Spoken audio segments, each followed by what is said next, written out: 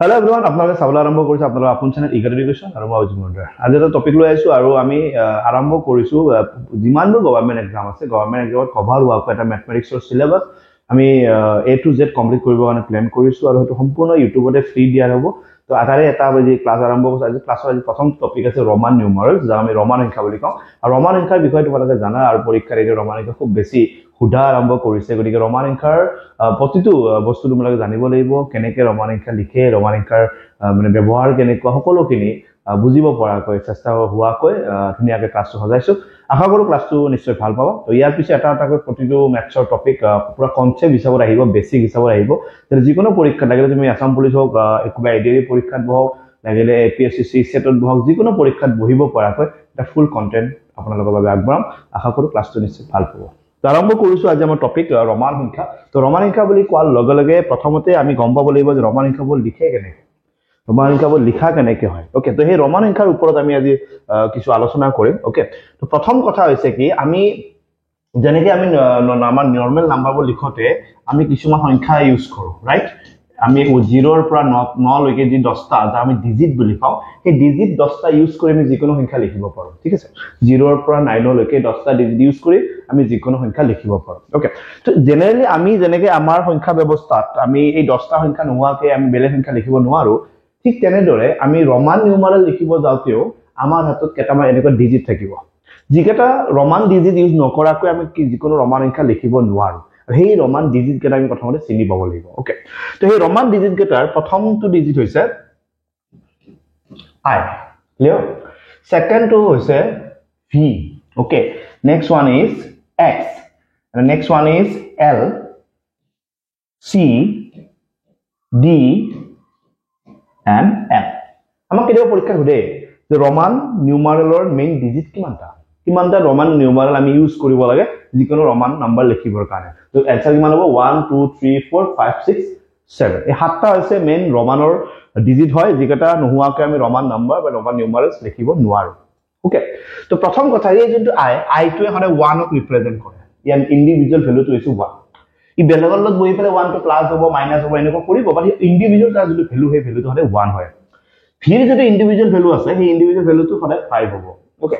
এক্সৰ যিটো নিজৰ ভেলু সেই নিজৰ ভেলুটো কিমান? 10। এখানে ইয়াৰ নিজৰ ভেলু, ই বেলেগৰ লগত বহি প্লাছ হ'ব বা বেলেগৰ লগত বহি মাইনাছ হ'ব পাৰে, বাট নিজৰ যিটো ভেলু সেই ভেলুটো হৈছে 1 5 10। Okay, this is our 50, this is our 100, D means 500 and M বুলি ক'লে 1000। আৰু এটা প্ৰত্যেকটো ৰমান নিউমাৰেলৰ নিজৰ এটা ভেলু আমি ইয়াত দেখাইছো, আৰু নিজৰ ভেলু এটা আপোনালোকে সুন্দৰকৈ চাইছে 1 5 10 50 100 500 and 1000। ওকে, প্ৰথম এই ডিজিট কেইটা আপোনালোকে বুজি পাইছে নে চাওক। ইয়াৰ পিছতে আমি জানিব লাগিব এই যোনটো আইটো যদি আমি কৰবাত লিখো, ইয়াক ম্যাক্সিমাম 3 টাইমছ আমি লিখিব পাৰোঁ। ম্যাক্সিমাম আমি 3 টাইমছ লিখিব পাৰিম। আই 3বাৰ লিখিব পাৰিম, আইটোক 4বাৰ লিখিব নোৱাৰোঁ। আইটো কেতিয়াও 2বাৰ লিখিব বা 2বাৰ লিখিব পাৰিম, 1বাৰ লিখিব পাৰিম, 3বাৰ লিখিব পাৰিম, 4বাৰ 5বাৰ লিখিব নোৱাৰোঁ। ঠিক আছে, তো ম্যাক্সিমাম যদি এক কৰবাত ইউজ কৰা আইটো 3বাৰলৈকে তুমি লিখিব পাৰিবা। এই যোনটো ভিটো তুমি এবাৰতকৈ বেছি লিখিব নোৱাৰা, ইয়াক অনলি 1 টাইমছ লিখিব পাৰি। ভিটো এনেকুৱা কেতিয়াও নাহে যে ভি এনেকৈ লিখিব নোৱাৰা। ক্লিয়াৰ? ই সদায় 3 টাইমছ ইউজ হ'ব। এক্সটো তুমি 3বাৰলৈকে লিখিব পাৰিবা যদি কৰবাত লাগে। ক্লিয়াৰ? এলটো তুমি এবাৰে লিখিব পাৰিবা, কেতিয়াও এনেকৈ এল এনেকৈ লিখিব নোৱাৰা, এল এনেকৈ লিখিব নোৱাৰা। ওকে, সিটো লাগিলে তুমি 3বাৰলৈকে লিখিব পাৰিবা, তাত কোনো আপত্তি নাই। আৰু ডিটো লাগিলে তুমি এবাৰে লিখিব পাৰিবা, তাতকৈ ওপৰত লিখিব নোৱাৰা। আৰু এমটো লাগিলে তুমি 3বাৰলৈকে লিখিব পাৰিবা।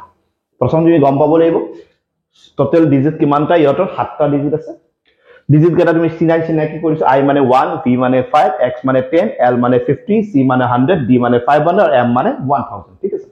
আইটো যদি কৰবাত আমি লিখো পিছত, তেতিয়া আইটোক ম্যাক্সিমাম 3বাৰলৈকে আমি লিখিব পাৰিম। ভিটো আমি এবাৰ লিখিব পাৰিম, ইয়াক 3বাৰ, ইয়াক এবাৰ, ইয়াক 3বাৰ, ইয়াক এবাৰ আৰু ইয়াক 3বাৰ, তাতকৈ বেছি আমি লিখিব নোৱাৰোঁ। ওকে, প্ৰথমখিনি বুজি পালো। এতিয়া ইহঁতৰ মাজত কিছুমান এনেকুৱা সম্পৰ্ক আছে। এই সম্পৰ্কখিনি কেনেকুৱা চোৱা। যেতিয়া এটা ডাঙৰ, সাপোজ আমি ইয়াত দেখিছো 1ৰ পৰা 1000, ৰাইট? তো সৰুৰ পৰা ডাঙৰলৈকে সংখ্যাবোৰ আছে, দেখিছা? সৰুৰ পৰা ডাঙৰলৈকে, ঠিক আছে? তাও ইহঁতৰ মই যিকোনো এটা সংখ্যা ললো, 50টো ললো বা 10টো ললো। ঠিক আছে, সাপোজ মই 50টো ললো। 50 মানে কি? এল। ইয়াৰ ভ্যালুটো হৈছে 50। তো ইয়াতকে সৰু কোন হয়? ইয়াতকে সৰু এক্স হয়, ইয়াতকে সৰু আই হয়, ইয়াতকে সৰু হয়। ঠিক আছে, আৰু ইয়াতকে ডাঙৰ কোন হয় ইয়াতকে ডাঙৰ আছে সি আছে ডি আছে হয় নহয় আৰু এইবোৰ ইয়াতকে ডাঙৰ হয় ওকে এমত আছে ডাঙৰ তো ইয়াতে কথাটো কেনেকুৱা ইয়াৰ লগত যেতিয়া সৰু সংখ্যাবোৰ দেখিছা ইয়াৰ লগত যেতিয়া সৰু সংখ্যাবোৰ বহিব সৰু সংখ্যাবোৰ বহাৰ এটা নিয়ম আছে সাপোজ ইয়াতকে সৰু x আৰু i সৰু সংখ্যাবোৰ যেতিয়া ইয়াৰ এইটো সাইডত লেফট সাইডত যেতিয়া বহিব তাৰ নিয়মটো বেলেগ ক্লিয়াৰ আৰু সৰু সংখ্যাটো যদি ইয়াৰ ৰাইট সাইডত বহে তেতিয়া ইয়াৰ নিয়মটো বেলেগ ওকে তো নিজে ৰমান নম্বৰ লিখিব জানা হৈ যাব তো এটো মানে 50 এটো 10 মানে 10 তো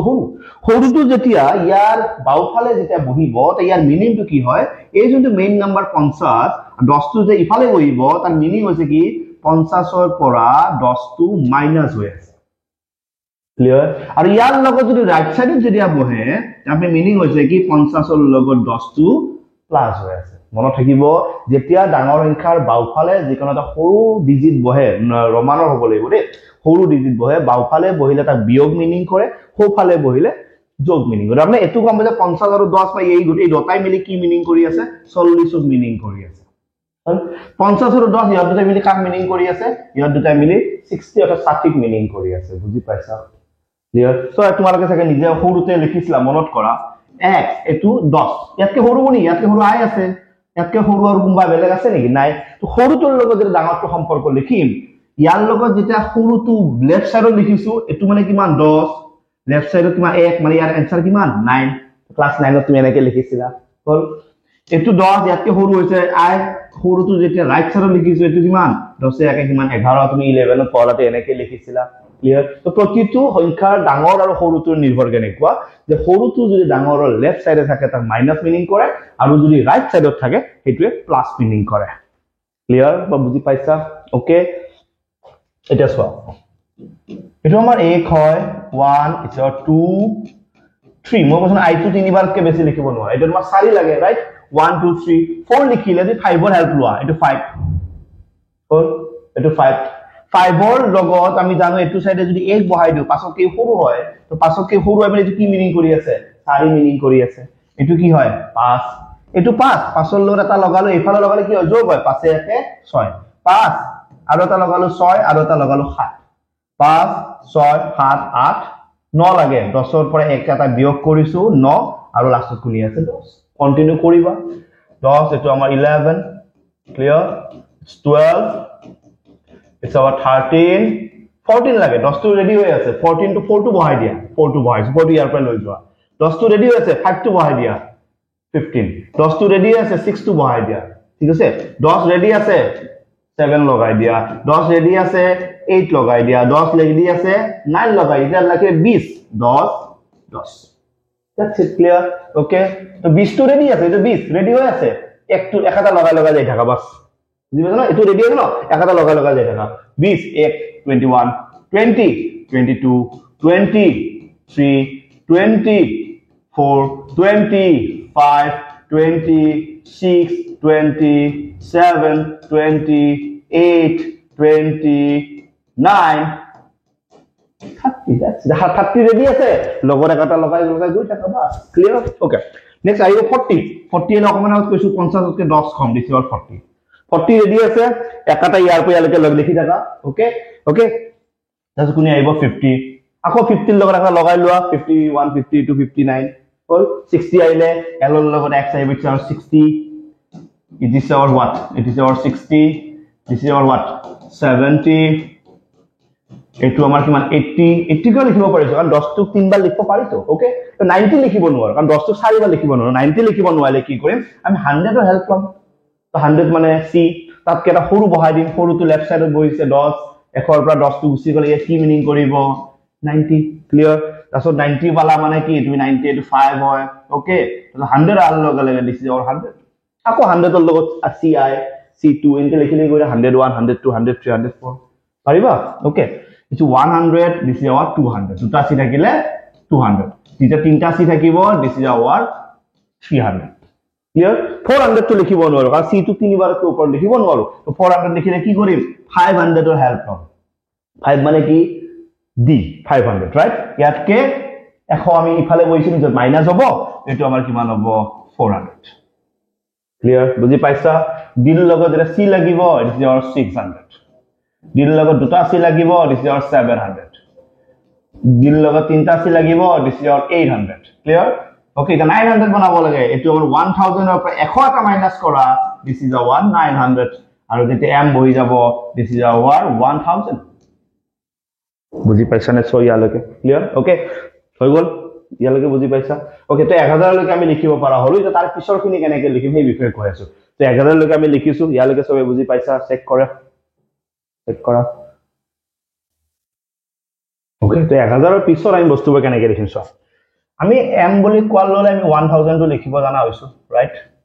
দুটা m বুলি কলে 1000 মানে কিমান হ'ব 2000 হয়নে নহয় 2000 তিনটা m লিখিলে আমি m টো তিনিবাৰ লৈকে লিখিব পাৰো তেতিয়া আমি কি কৰিম 3000 তো ইয়ালৈকে সাগে অসমৰ প্ৰতিগৰাকী ছাত্ৰতে ইয়ালৈকে লিখিব জানে ওকে ইয়াৰ পিছৰ যিটা নম্বৰ হেকেটা নম্বৰ মই ম্যাক্সিমাম জায়গা শিকাইছো যদি তুমি মোৰ ৰেগুলাৰ ক্লাছ চোৱা নিশ্চয় শিকিছা 3000 লৈকে লিখোতে কাৰো কোনো অসুবিধা নাই ওকে 3000 লৈকে সবে লিখিব পাৰে ইটস আমাৰ কথা 4000 কেনেকৈ লিখিম 5000 কেনেকৈ লিখিম 50000 কেনেকৈ লিখিম 1 লাখ কেনেকৈ লিখিম এটোহে আমাৰ ইম্পৰ্টেন্ট ইয়ালৈকে তো সবে লিখিব পাৰে তো 3000 লৈকে যেতিয়া আমি লিখিলো তাৰ পিছৰ আমি এটা নতুন বস্তু ইন্ট্ৰোডিউস কৰিম এইটা না এই জুনাৰ বাৰ আমি দেখিছো এই বাৰডালে ৰমান নিউমাৰেলত কাম কৰে যেহেতু ৰমান নিউমাৰেলৰ ডিজিট আমাৰ শেষ হৈ গল আমাৰ ডিজিট এমলৈকে আছে তো আমাৰ ডিজিট ইয়াতকে বেছি নাই ইয়াতকে যদি বেছি ডিজিট আমাৰ নাই তেতিয়া আমি ইয়াতকে ডাঙৰ সংখ্যাবোৰ কি লিখিব নোৱাৰিম নেকি তেতিয়া আমাৰ এটা সিম্বল আহিব এই ডিজিট নহয় জাস্ট সিম্বল আৰু এই সিম্বলডালে আমাক হেল্প কৰিব ইয়াৰ মিনিং হৈছে ই আলটিমেটলি মিনিং কৰে 1000 যেনেকৈ m এ মিনিং কৰিছিল 1000 ইয়াৰো ইনডাইৰেক্ট মিনিং হৈছে এই সিম্বল মিনিং তাৰটো ডিজিটে হয় 1000 এটো সিম্বল হিচাপে 1000 ৰ কাম কৰে ওকে তো ইয়াৰ কথাটো কেনেকুৱা এটা 4000 লাগে তো আমি m টো 4 বাৰ লিখিব নোৱাৰো তো আমি এটা কাম কৰিব পাৰো এটো আমাৰ 4 ওপৰত যদি বাৰডাল দি দিও 4 লগ ইনটু টাইপ হৈ আছে into 4 into 1000 this equal to 4000 5 into 1000 this equal to 5000 10 into 1000 this equal to 10000 50 into 1000 this equal to 50000 100 into 1000 this is our 100000 মানে কিমান আছে একক দহক শতক হাজাৰ অযুত লাখ মানে তুমি 1 লাখও লিখিব জানিলা হ্যাঁ তাৰ উপৰি আৰু লাগে 1000 into 1000 1000 আৰু 1000 কিমান হৈছে একক দহক শতক হাজাৰ অযুত lakh that means 1 million clear concept বুজি পাইছা হৈছে তো ইয়াকে ওপৰত আৰু জানিব লগা নাই আৰু কেতিয়াবা এনেকুৱা সিচুৱেচনত কেতিয়াবা আমি বাৰ ডাবল ইউজ কৰিব পাৰো যদি কৰবাৰ এনেকুৱা ডাঙৰ নাম্বাৰ দিয়ে ইমান ডাঙৰটো নাম্বাৰ নিদিয়ে বাৰু তথাপি মানি লৈছো কেতিয়াবা দিলে তো বাৰ তুমি এনেকে বৰাই যাব পাৰা ইনটু 1000 কৰি গৈ থাকিব পাৰা ঠিক আছে বুজি পাইছো অসুবিধা একো নাই তো এটো আছিল ৰমান নিউমাৰেল ওকে এতিয়া আমাক কিছুমান বস্তু দিব যে এটা হৈছে ৰমান নিউমাৰেলৰ কেতিয়াবা এড কৰিব দিব কেতিয়াবা সাবট্ৰেক্ট কৰিব দিব বুজি পাইছানে কেতিয়াবা ইনটু কৰি আনসাৰটো ৰমানত দেখিব দিব তোমাক ক'ব এনেকুৱা কিছুমান কোৱেশ্চন দিব এল এক্স সি এনেকুৱা কিবা কিবি দিব আৰু ঠিক আছে মই এনে কোৱেশ্চন এটা নৰমাল কোৱেশ্চন এটা বনাই দিছো তবে এনেকুৱা কিবা এটা দিছে কৈছে এটা প্লাস কৰা প্ৰথম যেতিয়া তোমাৰ ৰমানৰ প্লাস কৰিব দিব প্ৰথমতে হিয়তক নম্বৰত প্লাস কৰিবা আমাৰ যেটো নাম্বাৰ আছে মেথছৰ এই নাম্বাৰত প্লাস কৰি আনসাৰটো ৰমানত লিখিবা বুজি পাইছানে সাপোজ ধৰিছো এটো মানে হৈছে 50 লগত 10 60 আকৌ 2 that means কিমান 62 100 10 20 24 124 হৈ গল ডকে লগ লগালে কিমান 4 2 কিমান 6 6 2 কিমান 8 লগত আছে কিমান 186 that means 100 this is our 180 লাগে 50 60 70 80 লগত 6 লাগে 6 it's 186 answer finish